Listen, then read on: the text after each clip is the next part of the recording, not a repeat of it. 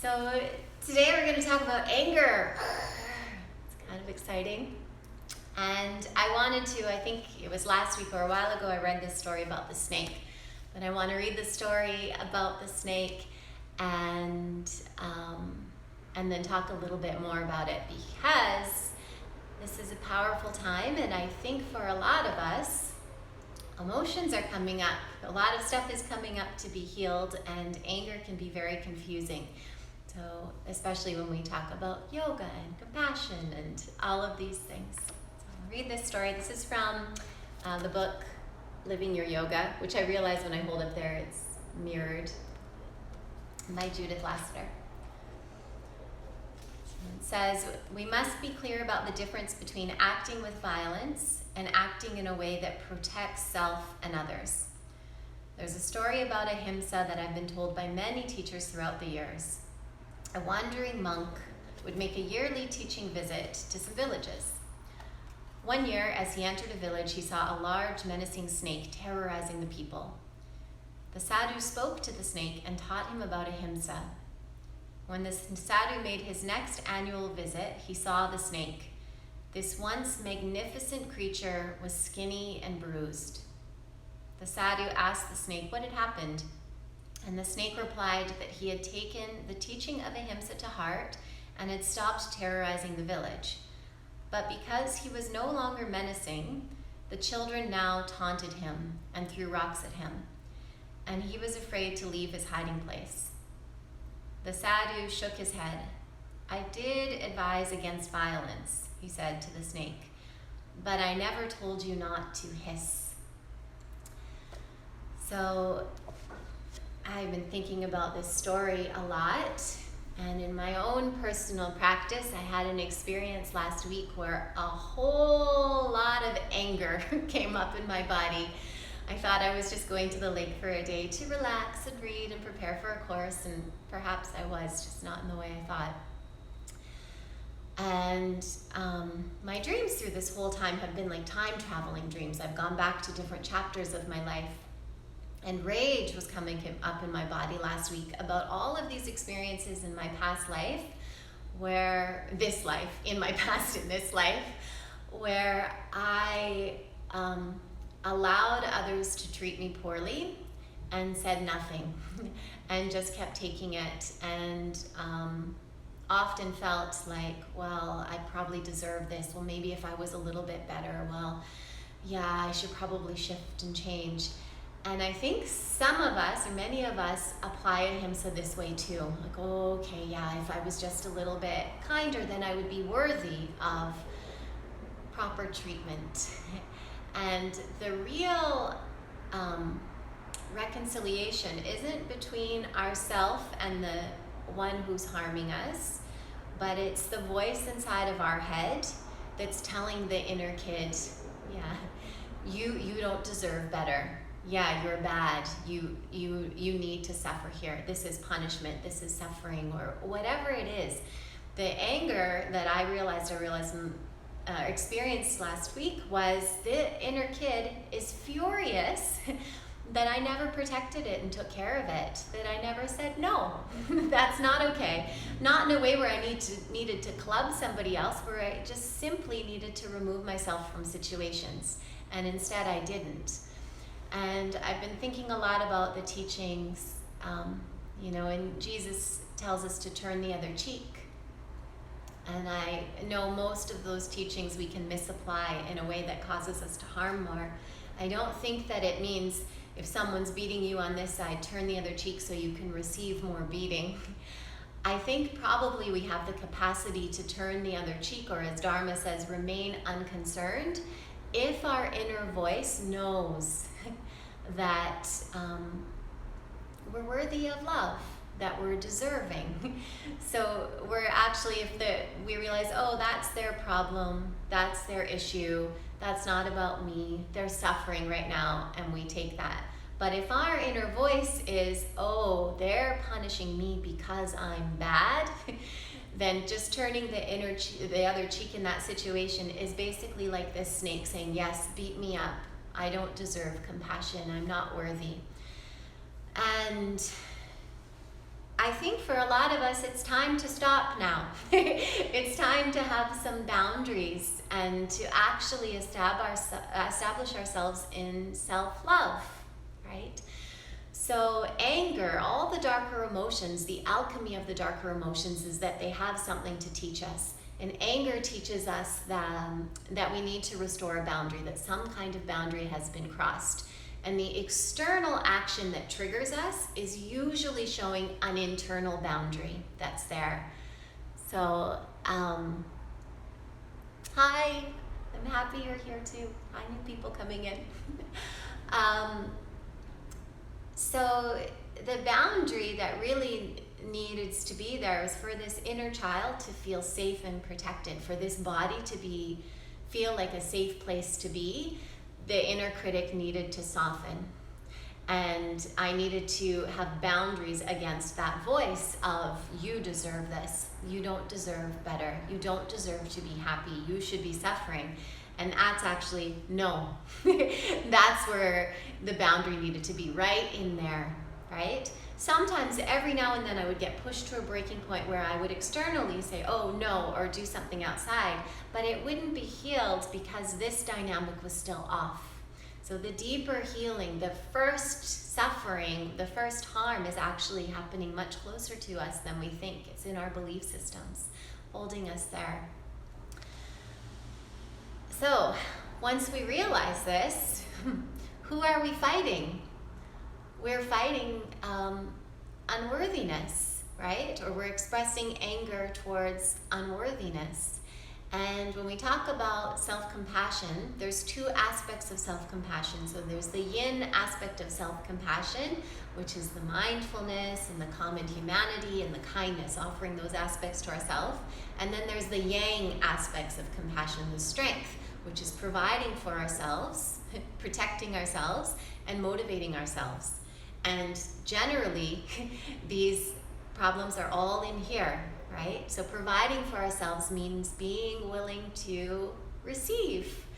And if we have a belief system in here, no, I don't deserve to receive, I haven't taken the actions yet, that's not true. Every single being on this planet is a divine being that is absolutely worthy of love. And we need to come in and own that and be like, okay, I'm open to receiving. It's easy for me to receive. I will allow abundance to come in here, not so I can hoard it, not because I'm better than anyone else, simply because I'm the same as everyone else. I am a spark of divine light expressing through a body. And the more we allow ourselves to receive, then the more we have to give. So that first piece is working with that inner voice that says, no, you can't receive. Have a boundary there. Yeah, I hear you say that, but we're not going to buy into that right now. I can receive. The second one, protecting ourselves. So when it really starts, all those things, those voices start attacking us and saying, yeah, you should punish yourself. And we jump in and punish ourselves more and start adding more harmful thoughts onto that. We need to have a protective barrier for this little kid and say no. Turn that voice off. And we talk about shame in the self-compassion course, but when we're working with shame, we use the 3 steps of self-compassion. There's other ways to work with shame as well, but the simplest one is to be with the experience without the story. We don't have a boundary when we're feeding the story. That's when it's wild and it's running through our system, right? So feel it without the story. Acknowledge, oh, I'm not the only one that feels this way, right? I bet, does anyone else ever feel these things? Do you feel that you're not worthy? Do you feel that maybe you need to earn others' loves? You can press the heart, even though that's a weird thing to heart. Am I all alone? I'm the only one. I know that I'm not. So, we all have this inner guy in our mind. This is what we need to have the boundary against. This is where we need to take care of ourselves, and this is who needs the hissing, right? So if you're, doing something and you start to become aware of that voice, that's where the snake needs to hiss. No, right? No more. And then remind yourself, right, of the truth of it. Right, thank you. There's always a delay with the comments on the story, so now I'm seeing, oh yes, I'm not alone. I And then the last piece is offering our self-kindness, because we're a being that's going through this because we're hurt. And remember, when we offer the kindness, it's not to make the discomfort go away. That's aversion. It's simply because we hurt. So we deserve to take care of ourselves and offer our kindness. Trying to push things away, sometimes this avoidance it ends up being buried deep inside. And I can see from the volcano that's been coming up in the last week, and I've heard other people say similar things around this time, there's a lot there. There's a lot that was pushed down for a long, long time. I actually, I slammed my thumb in the door the other day too. And this is amazing, because I don't know in my life if I've authentically sworn and meant it with anger and like, yelled. I'm always kind of, okay, be peaceful, be kind. And when I slammed my thumb in the door, I swore and I screamed, and I was like, oh, that's probably how you're supposed to react when someone hurts you. Not, okay, I'll hold this all in.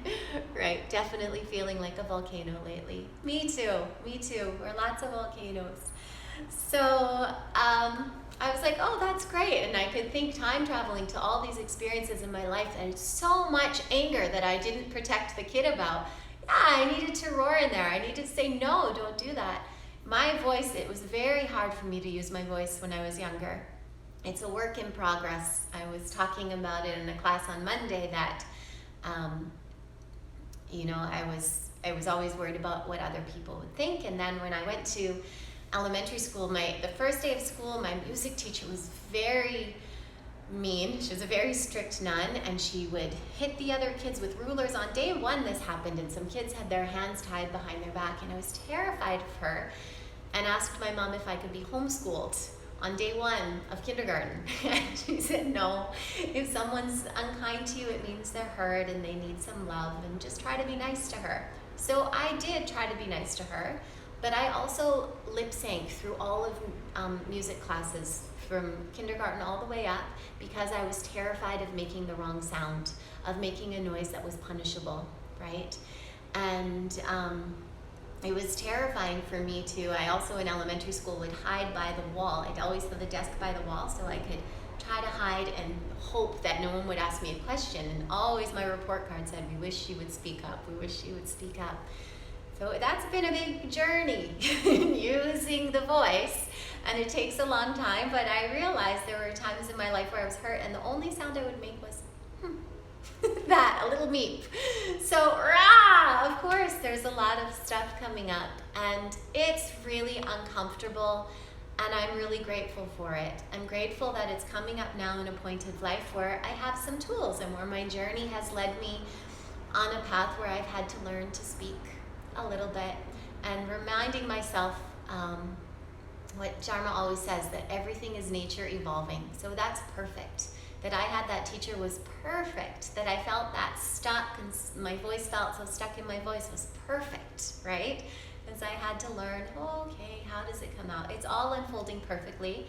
And that this volcano is coming up now, I didn't have the tools to deal with it before. So it comes up, I'll deal with as much of it as I can now. I'll feel as much of it as I can now and learn through this karma. And then if there's pieces that I still haven't learned from, they'll come back.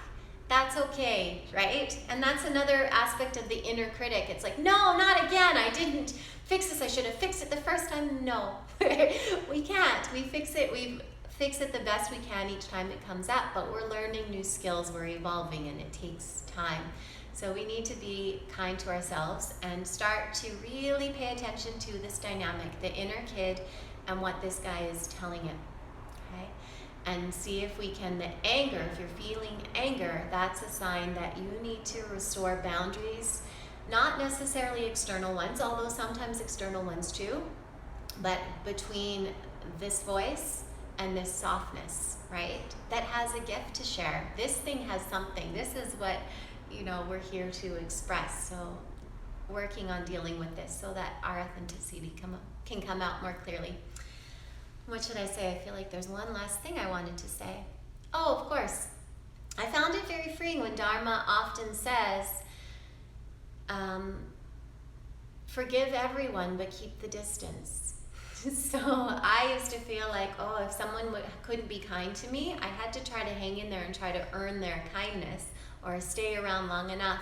And then he says, if someone can't be kind to you, keep the distance. That's okay. You love them from a distance because maybe with their karma they can't, right? And that's also an external boundary that we need to practice, to be like, oh, when I'm around this person, my body doesn't feel good. My inner kid feels sad and scared and voiceless. Go, step away, take care of yourself.